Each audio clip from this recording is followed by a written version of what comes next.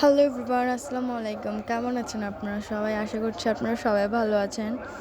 তো আজকে হচ্ছে যে আমার বোনের আঁকতো, তো এটার জন্য বাসায় আয়োজন চলতেছে। এখানে আমার চাচি মুরগি ধুচ্ছিল, আর পাশে দিয়ে মাছ মাখানো ছিল। এটা দিনে রান্না করবে খাওয়ার জন্য, কারণ যেহেতু অনুষ্ঠানটা রাত্রে। তো এখানে আবার আলু ভাজি কুটা হচ্ছে, সাথে পেঁয়াজ, কাঁচামরিচ, ধনিয়াপাতা, টমেটো এসব কাটা হচ্ছিল, যেহেতু দিনে রান্না করবে সেগুলোর জন্য। এখানে আমার চাচা বাজার নিয়ে আসছে পেঁয়াজ, টিস্যু, হলুদের গুঁড়ো, মরিচের গুঁড়ো, তারপর গিয়ে আপনার তেজপাতা, তারপর এটা কী ছিল এটা আমার ঠিক মনে নাই। আবার পাউডার দুধ ছিল। তো এগুলো আর কি, যেহেতু একটা বাসায় আয়োজন, তার মানে সবাই হাতে হাত বাড়ায় কাজ করবে, এটাই তো নিয়ম। তো আমরা সবাই মিলে একসাথে কাজ করতেছিলাম। আর এখানে আমাদের বাসাটা একটু অগোছালো আজকে, সেটি একটু ইগনোর করবেন, যেহেতু এত ঝামেলার মধ্যে আর হুটহাট প্ল্যান। এখানে আলু বকরা ছিল, সস ছিল, ঘি, তারপর পোলাওয়ের চাল। তো এগুলো দেখাইতে দেখাইতে বাসায় এসে দেখতেছি যে আম্মু কুটা বাচ্চা শুরু করে দিছে, যেহেতু আজকে আমরা 5-6 ফ্যামিলি একসাথে খাবো। তো ওইদিকে এগুলো রান্না করতেছে, এখানে কলমি শাক ভাজি করে নিচ্ছে, যেহেতু এগুলো দিনের জন্য আর কি, কারণ রাত্রেই তো ছেলের পক্ষরা আসবে। তো এই ফাঁক দিয়ে আমি আবার উপরে গিয়ে দেখতেছি যে উপরের রুমটা খালি করছে নাকি, যেহেতু খানার টেবিল উপরে বসাবে আমার চাচিদের বাসায়। তো এদিকে আমি এসে দেখতেছি যে অলমোস্ট সব খালি করে ফেলছে, শুধু দু একটা জিনিস ছিল সেগুলো সরাবে, যেহেতু এখানে 2টা টেবিল বসবে আর ছেলে পক্ষরা আসবে 40 জন। আবার আমরা 5 ফ্যামিলি আছি, তো মোট 50-55 জন হয়েই গেছে আজকে আক্তার দিনে। তো এখানে মুরগিটা ধোয়া শেষ, এখন এগুলো ফ্রিজে রেখে দিব, যেহেতু বাবুর্চি আসবে 4টা বাজে, ওনার সাথে কথা হয়েছে। তো এখানে মুরগি আমি রেখে দিচ্ছি ফ্রিজে। তো এইদিকে আবার মুরগি নিয়ে একটু আম্মু কথা বলতেছিল, আর এইদিকে আমার ভাই, ওকে দেখে আপনারা অবশ্যই সবাই মাশাল্লাহ বলবেন। তো এখানে আমি একটু মুরগি করে চলে আসলাম।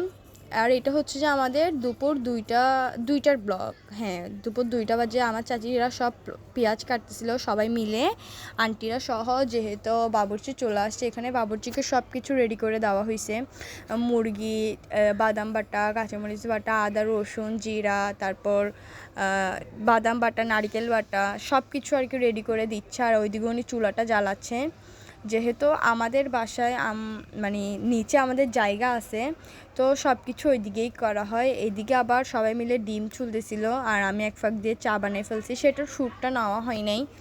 এত ব্যস্ততার মাঝে ব্লগ করাটা খুবই টাফ, যেটা আপনারা সবাই বুঝবেন, যারা ব্লগ করেন বা ব্লগ এডিট করেন তারা বুঝবেন যে এই জিনিসটা কতটা কষ্টদায়ক। তো এইদিকে আমার ভাই ব্লগ আবার শুরু করে।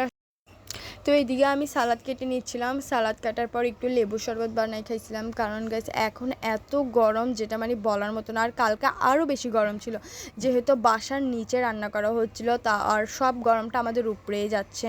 তো এইদিকে উনি অনেক কিছু রান্না করে ফেলছে, যেহেতু আমি আর ব্লগে শ্যুট নিতে পারি নাই, আমি ঘর গুছাতেই ব্যস্ত ছিলাম। এখানে মাছটা রান্না হচ্ছিল, তো আবার সব কিছু রান্না হয়ে গেছে, আমি আর কিছু নিতে পারি নাই। এখানে ছিল যে আপনার মুরগিটা, তারপর পোলাওটা গাইস অনেক বেশি মজা হয়েছিল, যেটা মানে বলার মতন, অনেক সুন্দর ফ্লেভার আসতেছিল।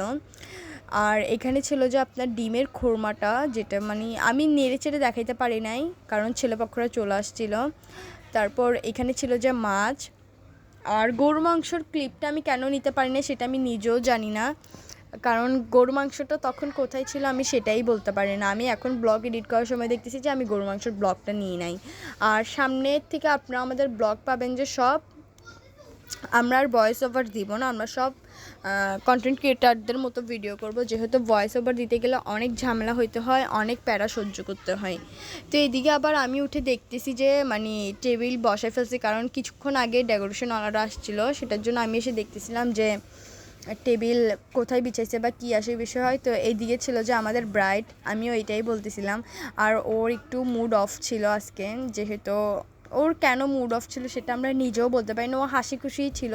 বাট কিছুক্ষণ আগেই ওর মানে ছেলেপক্ষ আসার আগেই ওর, তো এসব বলে লাভ নাই, হয়তো এটাই যে মানে মেয়েদের তো একটু খারাপ লাগবে যেহেতু ওরা চলে যাচ্ছে, আর ওর কিন্তু রিলেশন করে বিয়ে হচ্ছে, ওর 2 বছরের ভালোবাসা পূর্ণতা পাচ্ছে। তো এদিকে আমি আবার ওকে বলতেছি যে আসো আমরা গান শুনি, এটা বলে আমি ওকে গান লাগাই দিচ্ছিলাম। এই ক্লিপটা যে আমার চাচতো ভাই নিয়েছে সেটা আমি জানি না, যেহেতু আমি ওকে গান লাগাই দিচ্ছিলাম ওর মুডটা একটু হ্যাপি করার জন্য। তারপরে এই তো আমি সব মানে ওকে আমি অনেক হাসানোর চেষ্টা করছি, বাট যার মুড অফ থাকে ওকে কি এইভাবে হাসাবো, তাই না? তো এগুলো সেগুলো বলে আমি চলে যাচ্ছি। আমি ওকে বলতেছি যে ছেলেরা আসছে বা এরকম সেরকম, এটা আমরা ভুনরা ভুনরা একটু ফান করতেছিলাম। আর আরেকটা কথা হচ্ছে যে যে হচ্ছে যে ব্রাইড মানে যার বিয়ে শামাপুর, সে হচ্ছে আমার সব থেকে ক্লোজ। ওর সাথে আমার মানে বোনের মতো কোনো সম্পর্ক নেই, ওর সাথে আমার সম্পর্ক হচ্ছে যে শুধু ফ্রেন্ড। এখানে আমাদের সব কাজিনরা বসে সবাই একসাথে কথা বলতেছিল, এটা ছেলেপক্ষ আসার আগের ক্লিপটা। এখানে ওরা মোবাইল টিপতেছিল ছোটো বাচ্চারা, এখানে আমরা সবাই একসাথে বসে কথা বলতেছিলাম। এই বলতে বলতেই ছেলের পক্ষরা চলে আসছে, আর যাকে জুম দিচ্ছি এটা হচ্ছে যে ছেলের মা। আমি যে ব্লগটা নিছি অনেক কষ্ট করে, আর এইখানে সব কিছু লেখা শেষ, এখন সবাই মিষ্টি মুখ করবে, এটা ওই মুহূর্তটা। তো গাইস আপনারা আমাদেরকে একটু বেশি বেশি সাপোর্ট করবেন, যেহেতু এখন আপনারা আমাদের অনেক ব্লগ পাবেন। সবাই ভালো থাকবেন, সুস্থ থাকবেন, আল্লাহ হাফিজ।